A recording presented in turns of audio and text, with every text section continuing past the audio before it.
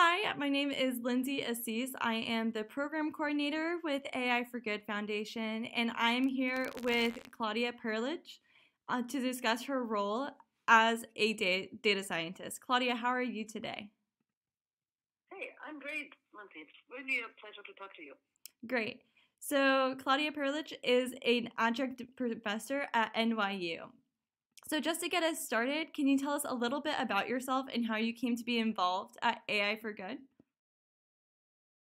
I stumbled into my first AI course back in '95, when it was really more of an obscure subfield of computer science and not nearly as well known. And it was kind of almost in the second AI winter at the time, but I got really fascinated with the field and very quickly started specializing in machine learning.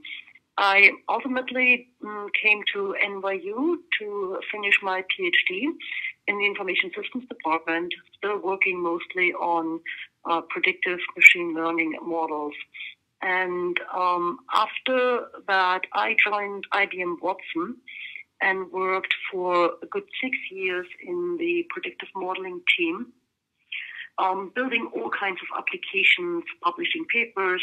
And so I've always been somewhat in between the worlds, both being involved in the industry, but also very actively publishing and speaking, presenting at conferences.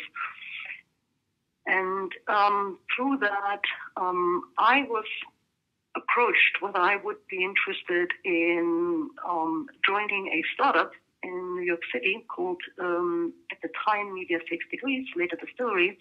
And I was really excited about trying something totally different and taking on a leadership role as a chief scientist, where it's really all about having impact with the technology that you're building.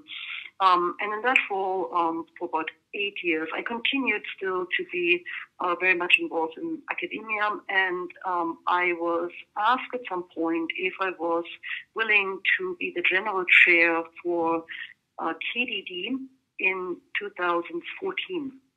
KDD is a 25-year-old academic conference under the umbrella of ACM, and the acronym stands for Knowledge Discovery. In that role, I was thinking about what would make this conference impactful. It was in New York City, and it was just the time when data science became a really hot topic. And so I decided to put it under the umbrella of data science for social good, and try to get all of the different players that were active in that space. So folks from DataKind, some of the more kind of individual contributors of the Donors Choose. And as I was looking around, talking to people, I also met James Hodson, who is now running AI for Good. And we started brainstorming about what we could do. And so ultimately, we had the first version of the workshop of data science for social good at Bloomberg when he was still there. And through this relationship of collaborating with James on organizing this event, bringing all the different players to the table, make sure that we are coordinating our efforts and bringing really the best talent, making sure that they get involved in the right projects. That's how I ultimately got involved in AI for Good once that was founded. Thank you so much. You have such an interesting story. I really appreciate you taking the time to explain what brought you to us, and we're so glad to have you as part of our team. So you are an extremely renowned data scientist, and I'm just curious myself, like, what do you think is the best way that we can use AI for good? Let's start with the easy questions, right? I'm deeply convinced of the value and the power of machine learning and data and AI. And I'm very kind of open as to the definition, like what is AI and what isn't. I think the willingness to consider scientific evidence and make data-driven decisions really underlying our efforts. That's to me where the value is. And in that kind of broad context, that's where I see AI as giving us the ability to scale that data-driven decision process really much more broadly. And so when it comes to the using it for good, I mean, there's so many absolutely fascinating problems out there where we can make great headways. And what I really like about the Organization of AI for Good is the focus on sustainability goals. I personally have always been very concerned about climate change and some of the expected social impacts that economic as well as climate changes will bring. There will be tremendous challenges there. So I'm very, very bullish about the use of the technology.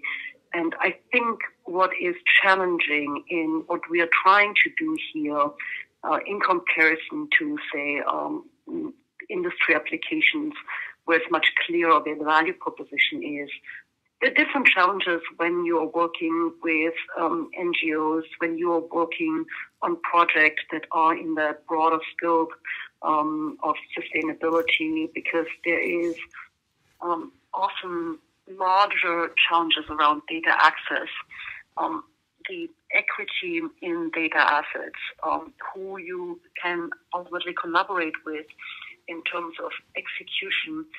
So, I mean, I can go on discussing kind of the many different components of AI for Good. I personally, I'm very encouraged by the efforts around sustainability vis-a-vis some of the other ones, and I've seen some of the work, especially around water and ground cover, that really kind of my heart is most attached to. Wow, yeah, that I think is very impactful. I share your sentiment of the expediency and the necessary steps that we need to take with climate change, and I think that artificial intelligence will be extremely integral. So I am just really appreciative of the work that you're doing and the vision that you have. So in a easier question, what's your favorite part about being a data scientist? So here's my slightly joking answer, but it's not entirely untrue. I grew up being very much a geek and largely self-identify even today as an introvert. And at the same time, I was always very curious, but the ability to learn something about the world at scale and understand how it works without having to actually talk to people was super appealing to me. Yeah. So, data is a lens on the world, and it comes from so many different places. And in my career, I have been able to work on genetics data, on climate data, on human behavior data, on financial data. So there's no limit to what you get to learn about as a data scientist. And to me, the exploration of a new data set, it's almost like a puzzle. I mean, it's so much fun you don't really need to pay me for it, because it is fascinating to understand the quirks of data sets and how things have been recorded and what is missing.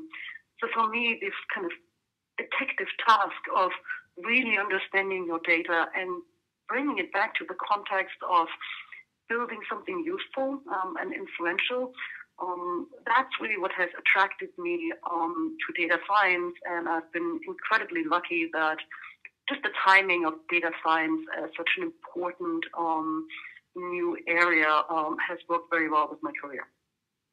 I think that's a really beautiful answer. Thank you so much for sharing. That makes a lot of sense. And I'm so glad that we have people like you working on these big problems that we have to tackle using the data that we have.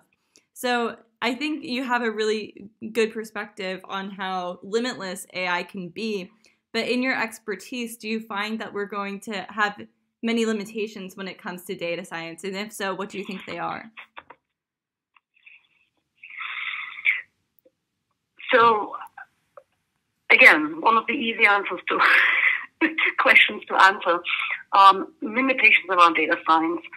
I think largely what I struggle most with is to communicate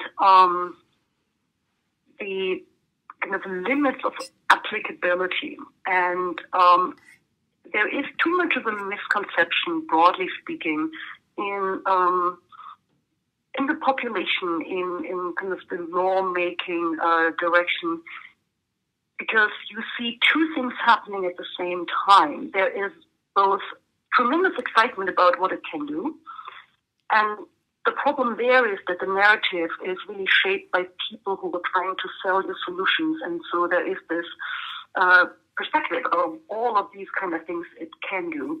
And then the flip side, I think that people then feel very quickly threatened by it. And what we really need is a much more nuanced understanding of where the core capabilities lie and the value proposition, and that there are many things that AI can't do, and that it's not about having AI take over. It is about augmenting our own abilities by giving us, for instance,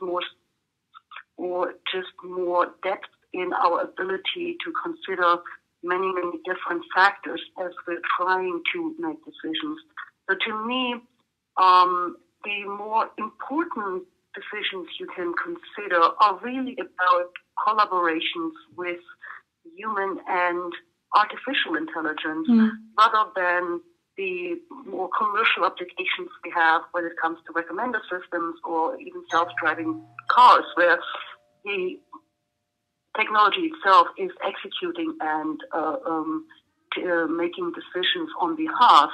I find most interesting areas that we should explore, and especially in the focus areas of AI for Good, the kind of collective decision-making where somebody with a deep understanding about the technology and its value, but also its limitations, can bring it to use to provide just a deeper understanding to make better choices for whatever application domain. But unfortunately for that role, that's kind of the limitation. We are struggling often to bring the right data to bear. So I don't think that's an easy solution, or there's an easy solution here. I think the work that we have done in terms of bringing together these data sets and making them available through the AI for Good website is an amazing first step in that. I think the second piece is that just kind of blaming the challenges or lack of performance on data is also misguided. I think we need a more realistic understanding of how reliable these algorithms are, and that just because it's data and or a prediction from an AI, that doesn't make it truth or perfect. There's often a misconception around that. Again, that's coming from the narrative of vendors telling you how perfect their AI is. And so in the collaboration, I think it's misguided to expect perfection from AI. And it is more important that we are crucially aware of the decision we make as we are using it, and that we meet our ethical and moral standards as we are concerned about biases and uncertainty in our interaction with these tools. That makes perfect sense. I think that's a very grounded and realistic view of artificial intelligence, but also leaves room for all that it can still do. So thank you so much for sharing that perspective. I think it's really meaningful. So I don't want to keep your time too much longer. Do you have any final thoughts that you'd like to share with the AI for Good Foundation community and its supporters?